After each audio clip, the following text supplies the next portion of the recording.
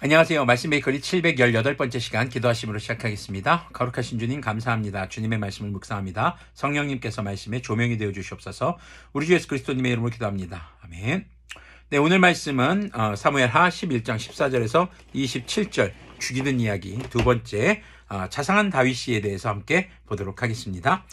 다음날 아침에 다윗은 요압에게 편지를 써서 우리아의 편에 보냈다. 다윗은 그 편지에 다음과 같이 썼다. 너는 우리아를 전투가 가장 치열한 전선으로 앞세우고 나아갔다가 너희만 그의 뒤로 물러가서 그가 맞아서 죽게 하여라. 요압은 적의 성을 포위하고 있다가 자기가 알고 있는 대로 적의 저항 세력이 가장 강한 곳에 우리아를 배치하였다. 그 성의 사람들이 나가서 요압의 군인들과 싸우는 동안에 다윗의 부하들 쪽에서 군인 몇 사람이 쓰러져서 죽었고 그때 햇사람 우리아도 전사하였다. 요압이 다윗에게 사람을 보내서 전쟁의 상황을 모두 전하였다. 요압은 전령에게 이렇게 지시하였다. 내가 이번 전쟁의 상황을 모두 임금님께 말씀드리고 났을 때에 임금님의 화를 내시며 내게 말씀하시기를 너희가 왜 그토록 성에 가까이 가서 싸웠느냐? 적의 성벽 위에서 적병들이 활을 쏠 줄도 몰랐단 말이냐? 여룻베셋의 아들 아비멜렉을 누가 쳐서 죽였느냐? 어떤 여자가 성벽 위에서 그의 머리 위로 맷돌 윗짝을 던져서 그가 데베스에서 죽지 않았느냐? 그런 것을 알면서 너희가 무엇 때문에 그토록 성벽에 가까이 갔느냐 하시면 너는 임금님의 부하 햇사람 우리아도 죽었습니다 하고 대답하여라. 자, 지금 다윗은요 편지를 씁니다. 자신의 부하 요압에게죠. 자, 요압에게 어떻게 편지를 씁니까? 아주 자상하게 방법을 알려주죠. 어떤 방법을요? 우리아를 죽일 방법을요. 자, 우리아가 전쟁터의 가장 격전지에서 최전방에서 싸우게 하라는 것입니다. 그리고 우리아가 그 앞에 나갔을 때 모두 뒤로 한 발짝 물러서라는 것입니다. 아주 자상하게 우리아를 죽이는 방법을 알려주고 있습니다. 그리고 우리아가 죽습니다. 그리고 이 소식을 다윗에게 보고할 때 요압은 바로 이 전쟁에서 우리아가 죽었다는 것을 강조하는 것을 말합니다. 사실 이러한 싸움의 방법은요, 이거 멍청한 방법이라는 겁니다. 말도 안 되는, 이건 다른 데서도 어떤 여자가 맷돌 윗짝 던져갖고 다른 사람 죽지 않았냐, 이런 것처럼 지금 굉장히 어리석은 공격 방법인데 이렇게 했다는 것이죠. 그래서 자신이 욕먹기 싫었던 요압은 이제 임금님의 명령대로 한 것입니다 라고 밝히라는 겁니다. 22절 보니까요. 전령이 떠나 다윗에게 이르러서 요압이 심부름을 보내면서 일러준 말을 모두 전하였다.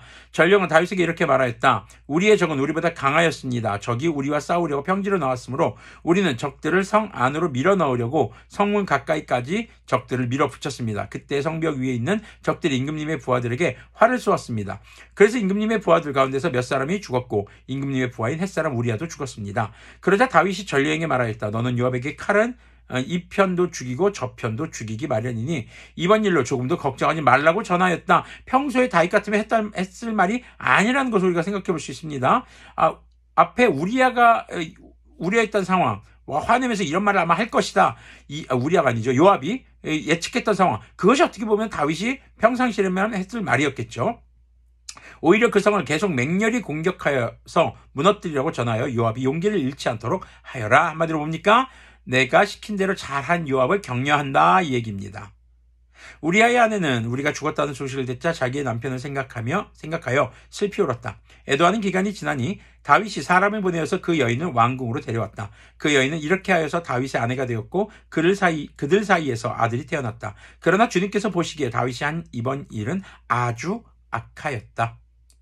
자, 너무나도 자상하게 어떻게 우리아를 죽여야 할지 요압에게 전달했던 다윗.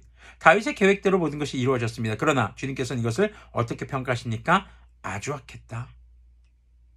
자, 죽이는 이야기 두 번째는요, 바로 다윗이 자신의 죄를 은폐하기 위해서 충직했던 우리아를 죽이는 이야기입니다. 그것도 그의 충성심을 이용해서 죽이는 이야기였던 것이죠. 너무나도 끔찍한 사건입니다. 아니 어쩌면 이런 일을 할 수 있을까? 그것도 죄 하나 지은 사람 없는 사람, 바로 무고한 사람, 거기다가 충직했던 사람, 의리의 사나이 우리아가 이렇게 죽고 만 것이죠. 무엇 때문에요? 다윗의 죄와 그 죄를 덮으려고 하는 다윗의 더 큰 죄와 죄를 덮으려고 사람까지 죽인 더 큰 죄에 인해 다윗에게 말이죠. 자, 우리는요, 죄를 지었을 때 어떻게 반응해야 할까 한번 좀 잘 생각해 보아야 합니다. 우리가 죄를 지었을 때 그것을 숨기려고만 한다면 그 죄가 점점 더 커지는 것입니다. 일이 점점 커지는 상황이 되는 것이죠.